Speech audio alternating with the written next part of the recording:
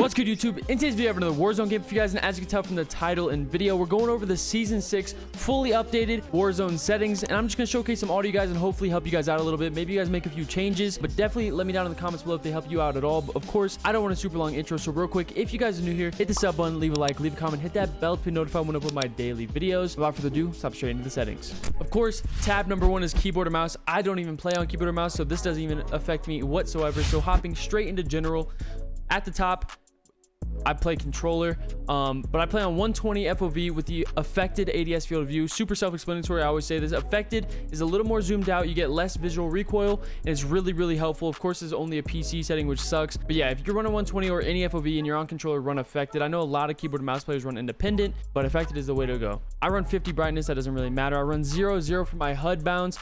Basically just zooms in my mini map, my little name bottom left, my ammo, my gun, all that stuff. Just zooms in a little bit so I don't have to move my eyes as far to see it. Helps me out a ton, especially I only play on like a 24-inch monitor, but I find it super helpful. You'll definitely notice a difference once you change it, so give it a try. Scrolling down, of course, I run the DEADZONE colorblind type. I literally say this in every single settings video. I have no idea if I said that right. I hate butchering it, but I run the DEADZONE and I target both, which is the in-world and menus. I just think it makes my game look really good. I get a ton of confidence how good my game looks colors wise and all that stuff. So if you guys haven't, try this colorblind type. Of course, for mini map shape, as you guys can tell from the picture, it literally gives you more mini map. You know what I'm saying? So you see with round, it cuts it off a little bit, but with the square, you get more mini map, and it's super useful. It doesn't take up much screen. If you're still running round mini map, you either are brand new to the game or like an actual AI bot roaming the map. So 100%, if you guys for some reason aren't already, run square mini map. Enable rotations. All this stuff is all you guys. And then down here, these boxes are the boxes I have upper left side. It gives you all your stats about your PC. Really, really helpful. Just turn them on if you want. Of course, it's another PC option, not console, which kind of stinks, but toss those on if you want. Hopping onto graphics, of course, I run full screen. It gives you slightly better performance. Not super noticeable, but it's definitely worth it. Of course, this is your monitor, this is your GPU, and this is your monitor's hertz refresh rate. I have a 144 hertz monitor. You could definitely do better, but all this stuff is pretty self-explanatory. Render resolution, I run 100. Only reason to have this any higher is if you're running 1440p, and I'm personally not, so of course I run 100. VSync disabled. I have my custom frame rate capped right above my refresh rate for my monitor, so I do like 200 frames what I cap it at. I rarely hit that because the game is super poorly optimized. I have NVIDIA highlights disabled.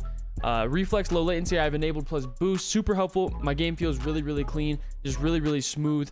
It didn't feel as good when I had it off. Looked into the setting a little bit, had enabled plus boost, toss that on. 2.2 sRGB is if you have a monitor. Of course, you can run the 2.4 if you have like a TV. If you're on a TV, you're at a huge disadvantage. I'm just letting you guys know. Hop on a monitor and get this 2.2 sRGB turned on. And then going through my actual graphics settings, I always tell you guys I run a little bit lower because I do want my game to perform at its absolute best, and the game still looks good with everything on low, with a very select few settings on high. So of course, going through, I have normal, low, high, enabled, disabled. Of course, the particle quality is the only one I have high because this is the one setting in my opinion that makes a difference. Every time I turn it on low, my game looks like dookie, but if I have it on high, my game actually looks pretty good with everything else on low. So those are the first category. And then for the shadow and lighting, I have low, disabled, low, disabled. I'm telling you guys, I literally go everything off for low. It's super helpful. And then I have filmic strength at 1, and then DLSS I have disabled. Every single time I turn DLSS on, my game looks super blurry and fuzzy and like just kind of gross. And I really don't like this setting. So if you guys have tried it yourself, maybe it helps you guys, but for me and my personal experience on my game, it makes it look way worse. So I have it disabled. Anti-aliasing I have off. Depth of field disabled, and motion blur is a big one. Okay, if you guys are still running motion blur world or weapon in 2021, almost year 2 of Warzone, I have no idea what's wrong. Okay, listen, it's just like the mini map. If you're running round mini map, you're a certified AI roaming the map. Same with motion blur, unless you're like a little TikTok kid. So 100% turn off the motion blur. Film grain I have a 0, dynamic resolution disabled, and dynamic resolution frame rate target, no idea. I have a 60. Hopping into audio settings, of course, I have Astro A40s, and I found that boost high works the absolute best for me. I hear everything super well. I hear my footsteps. Of course, the game itself doesn't have the best audio, so you're gonna miss things here and there, but I run boost high with 50 master, 0, 50, 60. All these settings really work well for me. A lot of this stuff is preference. I have all this stuff enabled, MW disabled, default system device. All this stuff is really just your system.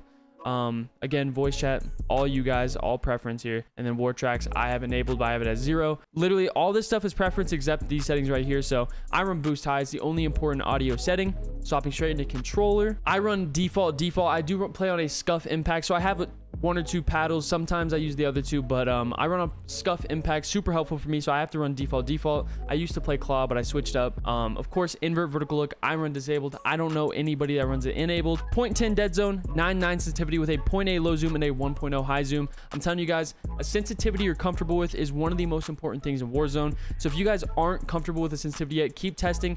I always tell people, test out horizontal and vertical sensitivity at a setting that you're comfortable with movement wise, so you can move comfortably, be quicker on the map, make quick decisions, be snappy. Okay, and then make your low and high zoom, lower it a little bit, tweak it a little bit so you aim good. I just feel super good on 9.8 1.0.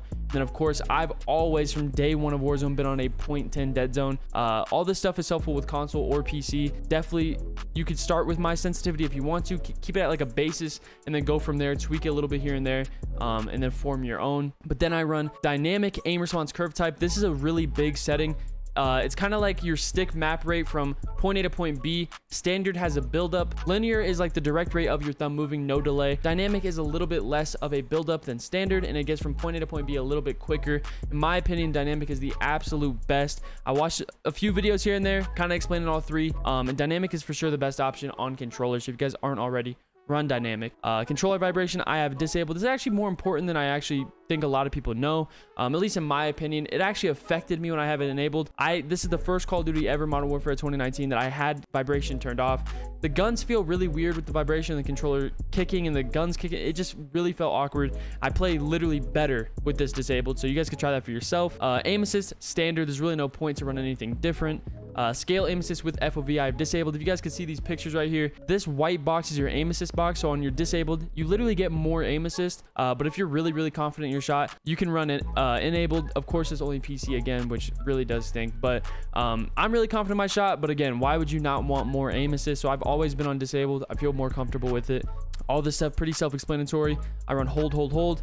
Use/reload behavior is a big one. If you're on controller, you want to be running contextual tap. Again, this is preference, but contextual tap is super useful. You could tap to loot, tap to interact, all that stuff. The only time it changes if you're in a vehicle like a helicopter, car, anything, you have to hold to reload, all that stuff. But contextual tap is a huge W that you guys should probably change to. Armor plate behavior, I run apply 1. I know a lot of people run apply all, but while I'm mid gunfight, I feel really comfortable just controlling how I'm moving, applying 1 plate at a time, and it just lets me kind of control what I'm doing a little bit more. So I've always ran apply 1.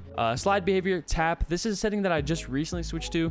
Makes me feel a lot quicker. I used to run hold for some stupid reason, but if you're running tap, you're going to be quicker. Your slides are going to feel smoother. It's just going to be overall way better. So 100% toss on tap to slide. Auto move forward disabled. Of course, automatic sprint. I do run ATS or automatic tactical sprint. Super useful. You don't have to click the left stick. I used to not have this on back in MW multiplayer or early Warzone, and I was destroying my controller. Literally, the left stick was destroyed. I had a ton of stick drift. It was terrible. It was literally so bad. ATS literally lets you move without clicking it. Pair this with tap to slide, and you are flying around the map. When I put these 2 on, my movement went up at least 70%. I'm telling you guys, a very huge change is these 2 settings right here. Pair them together, try them out. Let me know how it goes for you guys. Of course, and then parachute auto deploy, I run disabled. That doesn't really matter either way, but overall, those are all the settings.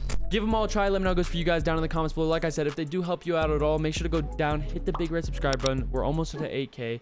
It's gonna help me out a ton. Also, I stream every single day on twitch.tv/EyeQew. So if you guys want to see me put these settings to use live every single day, you can slide over there. I'm going crazy 24/7. But like I said, let me know if it helps you at all. Those were all my season 6 updated Warzone settings.